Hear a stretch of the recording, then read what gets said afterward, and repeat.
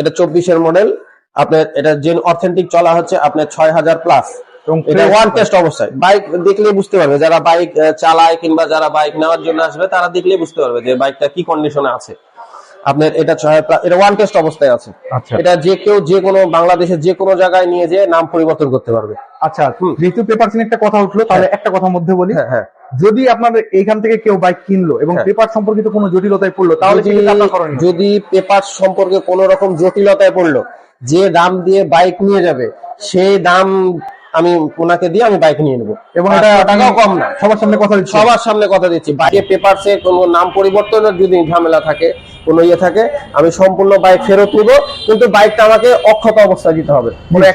নিয়ে এসে দিলে হবে না। বাইকটা আমাকে যে ফ্রেশ অবস্থায় দিয়েছি, হ্যাঁ চালানো হতে পারে, সে 500 কিলো 1000 কিলো 2000 কিলো চালিয়েছে, সেটা হতে পারে, কিন্তু আপনি মনে করেন আমাকে ফ্রেশ দিলে আমি সম্পূর্ণ টাকা তাকে দিয়ে আমি বাইক ফেরত নিয়ে নেবো। আচ্ছা, তাহলে এটার প্রাইসটা বললেন? এটার প্রাইস আছে আপনার মনে করেন 2,85,000। 2,85,000, কিন্তু